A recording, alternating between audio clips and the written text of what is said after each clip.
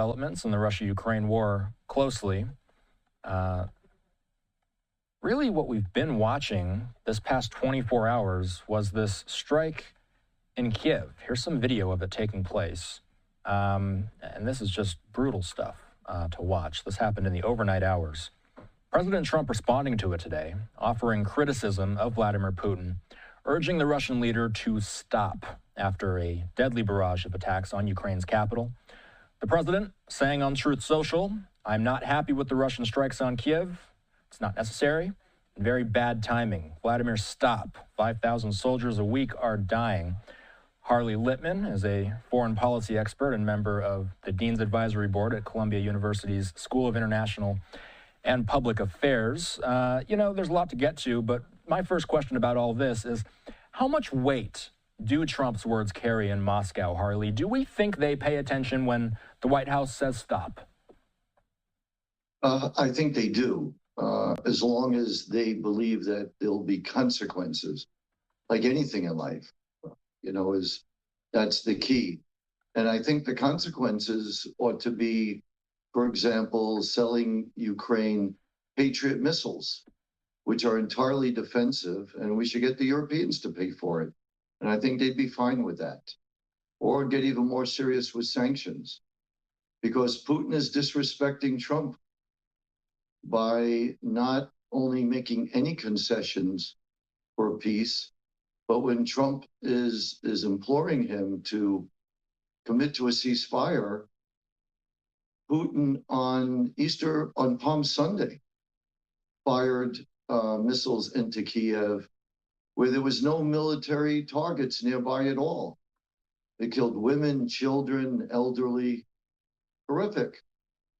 So I think it's really good now that we're seeing Trump now ratcheting up the pressure on Vladimir Putin, which is very important if we're going to have any chance of getting peace in that region.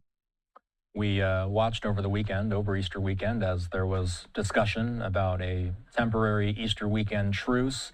Actions speaking louder than words, though. There was still military activity on Moscow's part, even though there was discussion about a truce. What people are looking at on the screen here is, again, video from that attack overnight in Kyiv. It was an hours-long barrage of missiles and drones. The AP says at least 12 people were killed, 90 injured. This is the deadliest assault on the city since last July. My question for you, I suppose, would be, what do you make of the timing of this attack, Harley? It comes as there seems to be some progress toward truce talks. Why do something like this now? I think because Putin is not interested in peace. He is interested in conquest. This has always been the case.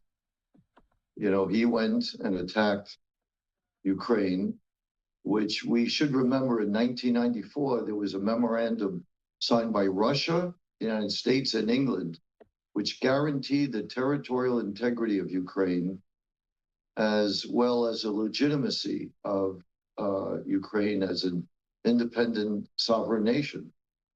And Putin's view is that what's most important to Russia is to regain their empire back. And that's what he's trying to do. He has made no concessions. The United States and Zelensky have made all the concessions.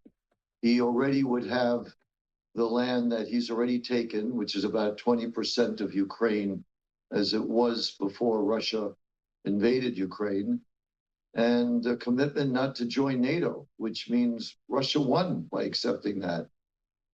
But I don't think that's even good enough for Putin. And how do you make sure, even if he agrees to that, how do you make sure he doesn't turn around in a few months or in a few years and takes all of Ukraine, which will make into a vassal state like Chechnya or Belarus? So Putin has shown his true colors, and I think President Trump needs to ratchet up the pressure on Putin if we're going to have any chance of peace there. All right, let's look at some footage from the battlefield as of late. Yesterday, Harley, we heard from Vice President J.D. Vance. He laid out the U.S. vision for a truce deal. Vance saying that the deal would mean Ukraine and Russia would both give up some of the territory that they currently own, but the BBC says They haven't yet given specifics about which geographic concessions would have to be made. So I asked the FDD this question yesterday, but I want your take on this too. Over time, what conclusions have you drawn, Harley, about the White House's plan for peace in this war? And does the U.S.'s wishes fall more in line with Russia or with Ukraine? Well, great question. It appears that U.S. wishes are falling more in line with Russia. Yet Zelensky is the leader of a country that elected him in a democratic process. They have a free press. They have different political parties. They're an ally of the United States and the West. And they want to join the West, led by the United States. But the United States seems to be wanting to cozy up to Putin. And I think the reason behind that is that it's all about China, that the Trump administration believes that they could pull Russia away from China.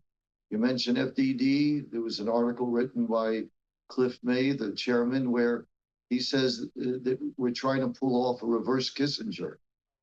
And that's just not going to work. So it didn't work back when Kissinger tried to pull China away from Russia. And even then, China was afraid back in 1969, where relations were so bad with the Soviet Union, they were afraid that Soviet Union would actually attack China with nuclear weapons, and it didn't work then. I hope the Trump administration succeeds. It would be a brilliant victory, but I'm very worried. I hope I'm wrong, but I'm not sure it's likely that this strategy will prevail, if indeed that is the strategy.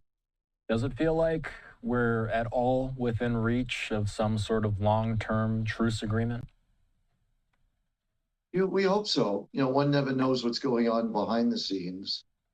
But right now, it just appears that Putin is clearly gaining some ground militarily, and he feels his strategy that time would be on his side. He has felt that the West will lose interest in supporting Ukraine, that they'll argue among themselves, and that will weaken support for Ukraine. And there's been a lot of truth to that. So now he feels for the first time he's on the right path to victory. He sees the United States has stopped giving weapons and arms to Ukraine. So he's putting the pedal to the metal, as they say, and seems to be just going full speed ahead.